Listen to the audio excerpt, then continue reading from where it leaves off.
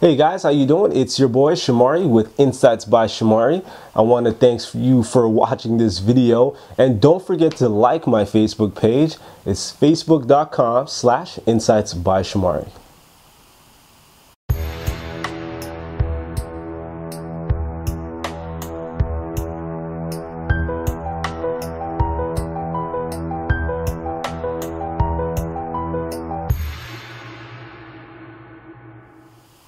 Alright guys, welcome back. Now this video is more of a blog-ish kind of video. I know it's on the Facebook page and everything like that, but I just really thought it was an interesting little topic to go through. So, you know, I've been pretty much back in the trenches. I've been helping different people with their business goals, and a friend of mine, she actually sent me an article that she got from a friend, and it was by a guy named Grant Cardone. The article was about retiring by the age of 30, but it also went into things like, you know, if you're not 30 years old and you're trying to retire, how to retire in 5 to 10 years. And the reason I thought this would be a cool subject to talk about is a few things. One of the main reasons most people are held back with their financial dreams and goals is because they're stuck in this paradigm. And what I want to do is I want to do a paradigm shift. I want to get you guys out of the normal thinking that everybody has, and that is, I have to get a job, a really good job that's secure, that's gonna, hold down my family and help me pay my bills. But the problem with that stuff is usually when you get a secure job with a company, they usually own you for the rest of your life. That's never good. I mean, I know that in my family, a lot of members of my family who are hitting their older years, they don't know what year they're going to retire at, and that's very scary because I love these people to death, and I want to make sure that my family members are able to retire at a comfortable age where they can live their lives in peace. We've been working our whole lives. We want to at least have the comfortability in the back of our minds to know that one day we can retire without having to worry about going into debt, being thrown in a nursing home and they take the rest of your money. I mean, there's all kinds of things that kind of get thrown into this subject. So that's why that's one of the main reasons why I'm bringing up this article. Another reason I want to bring up this article is there's something that I learned from a guy named Jordan Belfort. And if you guys have ever watched that new hit movie out that came out last year, I believe, The Wolf of Wall Street, it's starring Leonardo DiCaprio. You guys actually probably heard this name before then.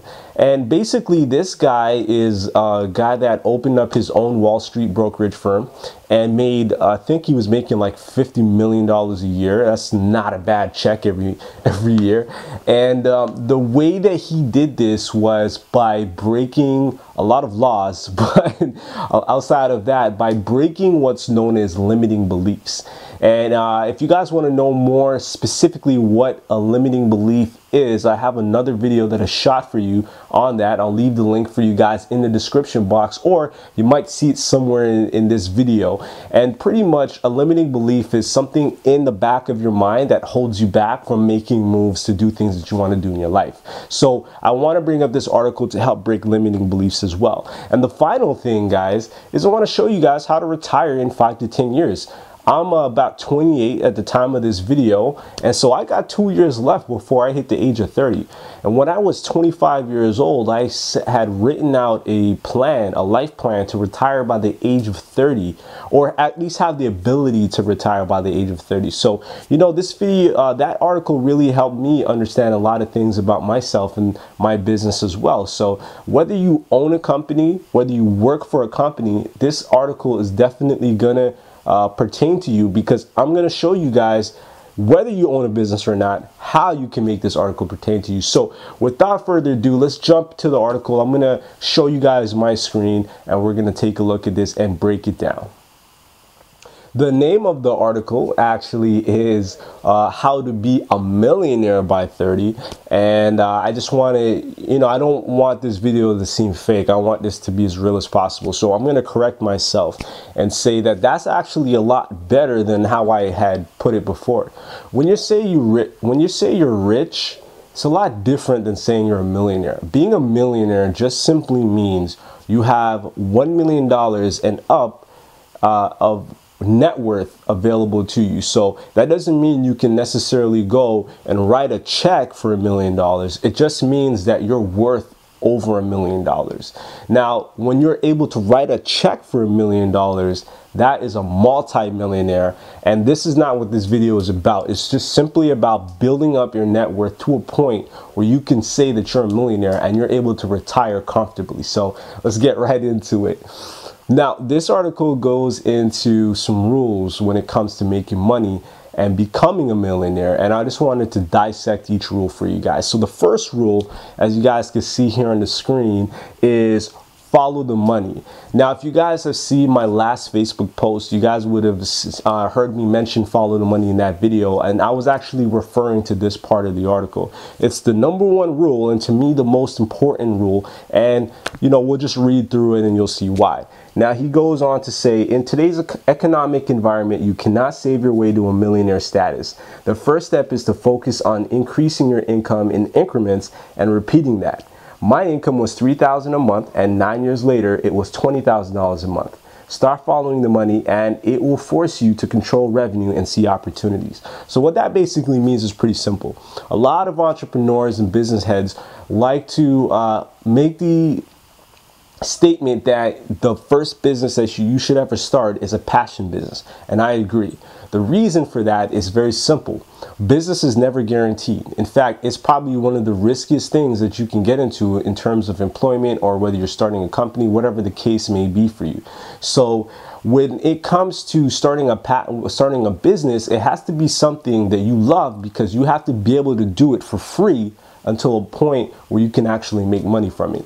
I learned this the hard way because, I wasn't able to find a job that was satisfactory to me. I was tired of the call centers and sales jobs that I was getting before, and I decided to just sit down, buckle down, use my head, and actually start my own company. And the first company I originally got into with a friend of mine was a trading business. Now, that business was pretty lucrative if you find the clients. And it's a pretty easy business to figure out. It's pretty much supply chain management. You find a product, you find a consumer, and a retailer, and you basically wholesale that product to them. That's pretty much what we were looking to do. Now, that business was very expensive. And trying to figure out how to market our products, I actually learned internet marketing. And I found out that internet marketing was a much cheaper way to market your products, and you can actually you can actually micro-target your customer using the internet.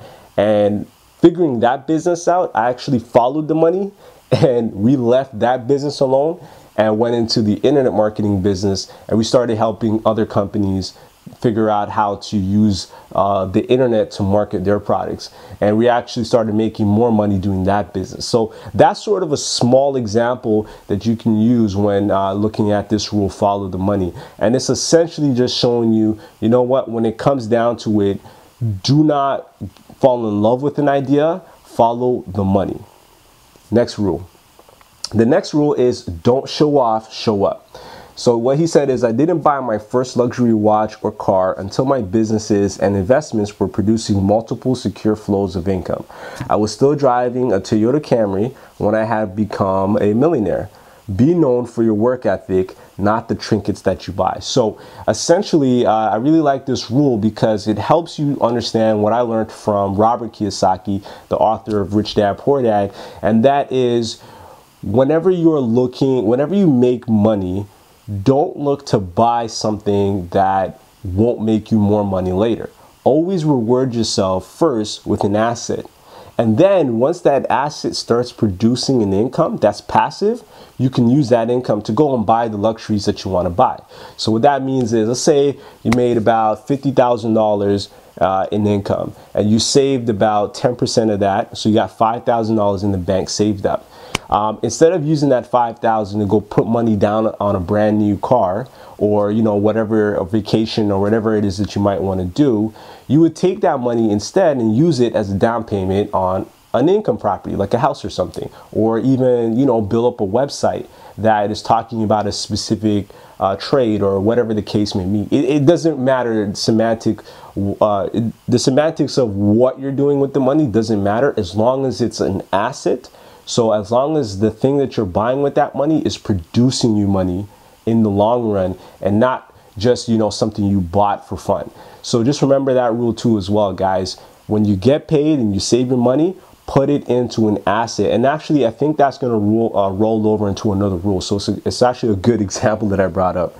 Hey, it rolls right into rule number 3, save to invest, don't save to save. So he says the only reason to save money is to invest it.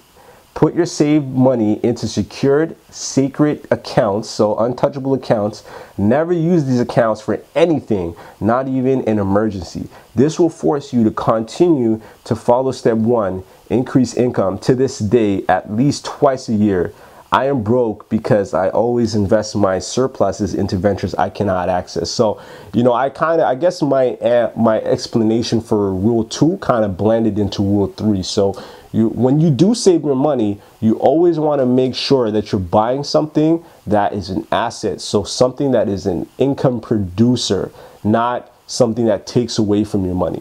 So if you're spending your money on something that is taking money away from your bank account, that's not an asset, that's a liability. You want to make sure you buy an asset. And I'm not saying this to be condescending. If you're watching this video and you already know what an asset is, I'm not talking to you when I say that. I'm talking to the people that may have heard of an asset but don't exactly know what it is to buy an asset. We're going to move on to number 4. Rule number 4, avoid debt that doesn't pay you. So make it a rule that you never use debt that won't make you money. I borrowed money for a car only because I knew it could increase my income. Rich people use debt to leverage investments and grow cash flows. Poor people use debt to buy things that make rich people richer. So the key line in this actual statement here is, is rich people use debt. Now, a lot of people, when they hear the word debt, they think bill payments. I owe money on this for student loans, you know, a million different things. And you start to feel queasy and sick. Debt is really just money that doesn't belong to you. It doesn't necessarily mean that you have to use that money for something that you can't, something that is hard to pay back. I mean, if I buy a car, right, and I'm running a business from my home, that's not necessarily good debt because I don't need that car to make money. I don't need that car to run my business. But if I was, let's say, a door-to-door salesman, or if I was somebody that, like a delivery person that worked as a freelancer, buying a car actually aids my business and helps me make more money. So that's good debt because I know that the car payments I'm making on that month is just really an expense for my business. So when you look at it from that perspective, you guys can kind of see why debt is not a bad thing. It just depends on how you use it. So we're going to move on to the next rule. Treat money like a jealous lover. And I really like this one. Millions wish for financial freedom, but only those that make it a priority have millions. To get rich and stay rich, you will have to make it a priority. Money's like a jealous lover. Ignore it and it will ignore you. Or worse, it will leave you for someone who makes it a priority. So, you know, when you look at your money, right, like your significant other. So, you know, if I had a wife right now, you know, I'm single, but, you know, if I were to have a wife right now, and I were to never pay attention to her and only focus on something else, my wife would eventually leave me, or, you know, she would cheat on me, or whatever the case may be. Because as human beings, you know, we desire attention. I believe that money is the same way, because as human beings, we create money. We put value into money. So you have to pay attention to the money if you want it to be a central part of your life.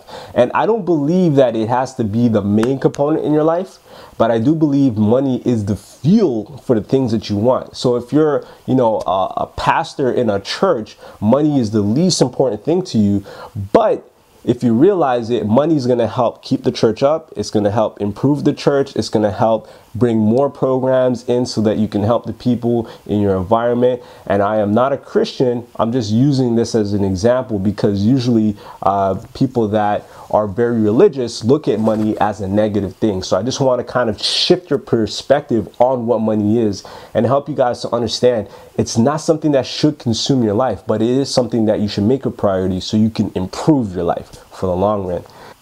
And the next thing on our list is obviously number 6. And this is, guys, this is one of my favorite sayings. If I was a little crazy, I'd probably tattoo this on my arm or something.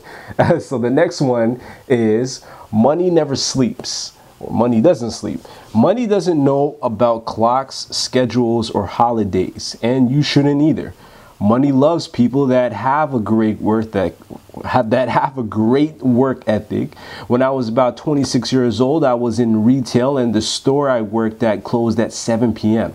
Most times you could find me there at 11 p.m. making an extra sale. Never try to be the smartest or luckiest person. Just make sure you outworked everyone. So obviously, you know, the reason I love that line is I am what most would call a hustler.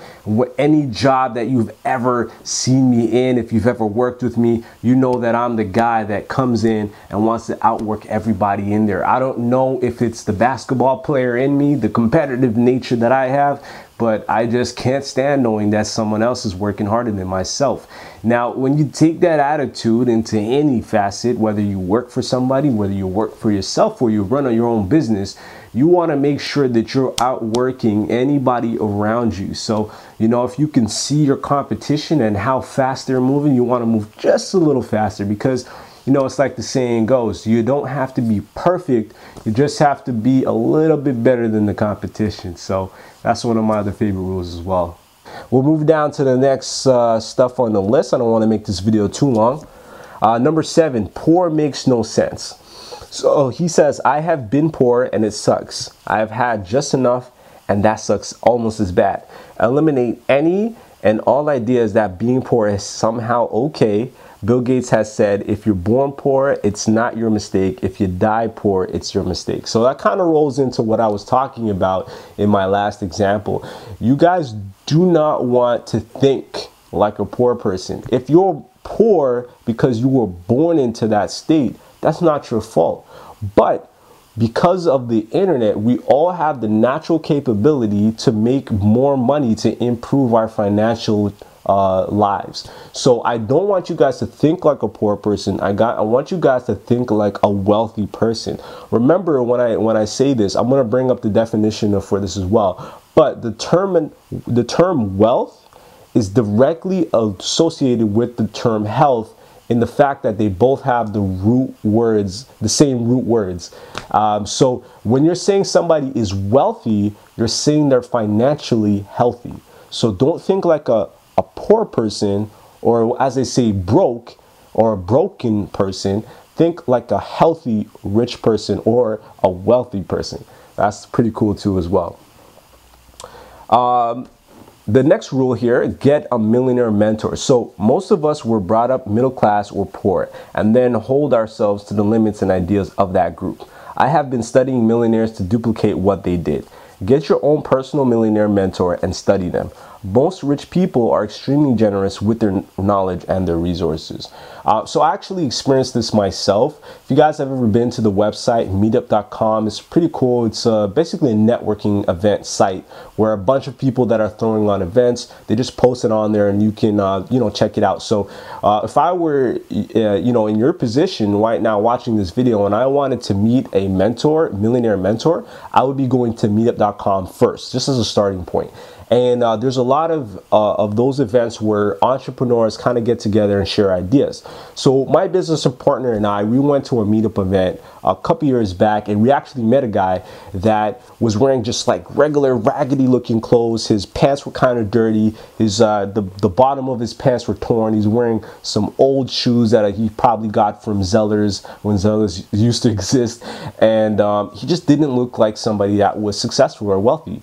And we actually didn't judge this guy. We talked to him when everybody else was ignoring him. And we actually found out that he started his first company at the age of 25 and sold it by the age of 30. And he sold it at such a number that he was able to retire and he didn't have to work again. He actually was one of those kind of guys that, you know, lived on the beach for a couple weeks and got bored and started another company. So, you know, we actually ended up building a small relationship with him, and he sort of became a mentor to us. So, you know, that is to show you guys that these people exist. These people are out here.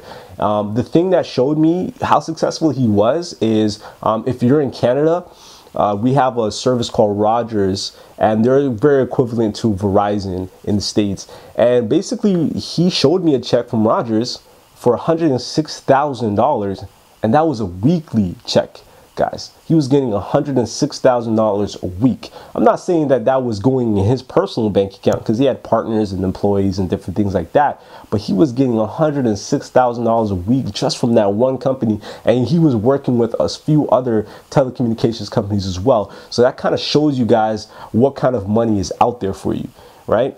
The next one on the list here, the next rule is get your money to do the heavy lifting. Now, he says investing is the holy grail in becoming a millionaire, and you should make your money, you should make more money off of your investments than your work.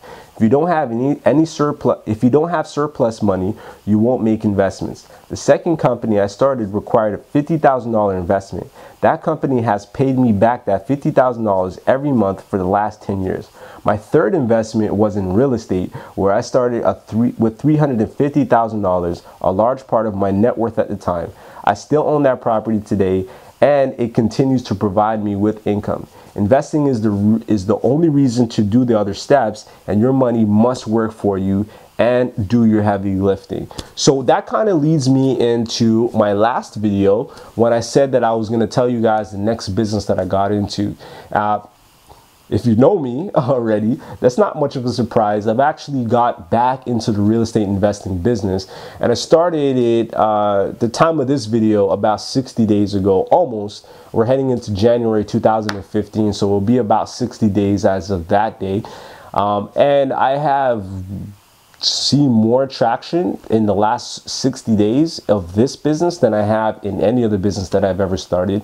And the cool part is that the first investment that I'm making, I stand a profit of at least $20,000.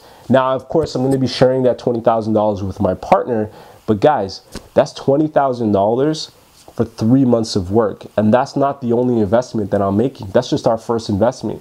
I'm going to be opening up my company to allow other sophisticated investors to put their money into my company so that they can get paid an interest rate. So pretty much this is how it would work. Let's say you're an investor and you have about $50,000 available to you.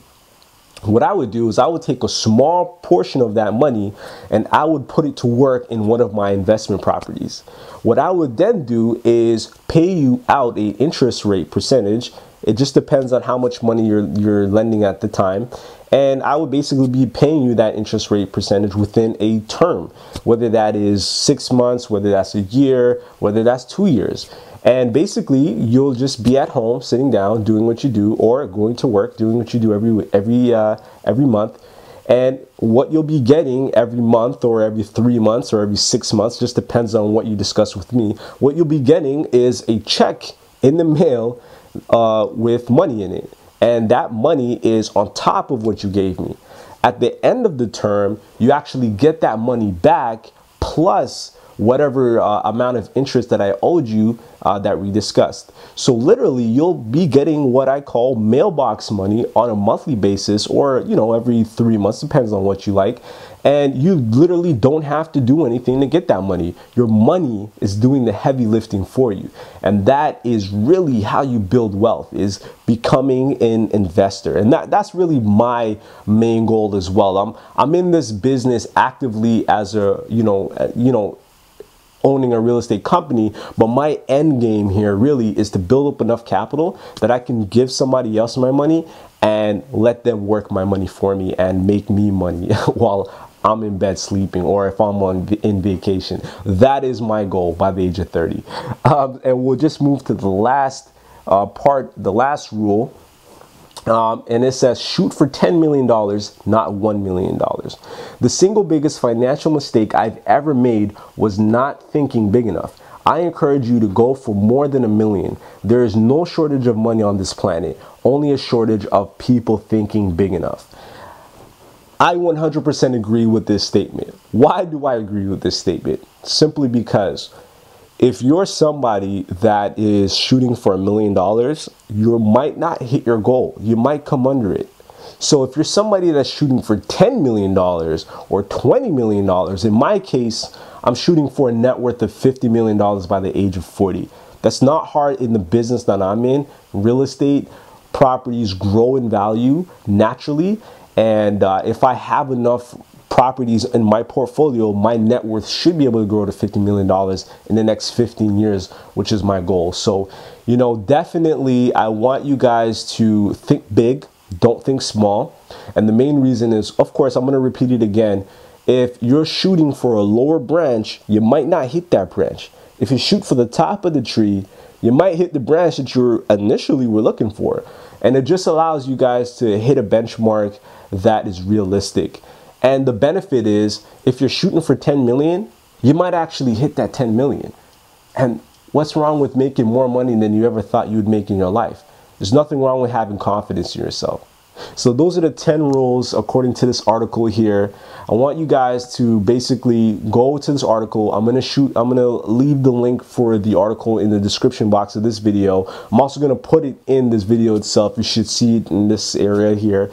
And I want you guys to just basically write down these rules on a piece of paper. Put it somewhere that you can see it. I have a bunch of whiteboards around my office here, so I'm basically looking at these rules all the time to keep reminding myself, and just sort of get yourselves in a mind state of a successful individual. I don't care if you're a lawyer, a doctor, I don't care if you work in a call center. Everybody has the ability to achieve their dreams, and everybody has the ability to become successful financially. I want to challenge you guys to do this. And I also want to challenge you guys to go back to my Facebook page if you're not on it right now watching this video, and click the like button on my Facebook page if you haven't done so already.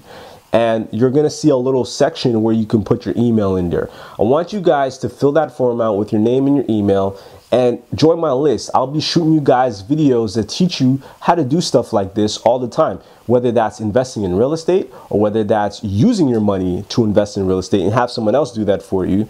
And or if you guys just like the online space and you just want to do more internet marketing stuff, I'm going to be teaching you a lot of that stuff as well. So thanks for watching this video. I know this kind of went on a little long. I didn't mean to make it go this long, but if you did watch it all the way to the end, I want to thank you for tuning in to this video, and I will see you guys in the next one. Take care for now.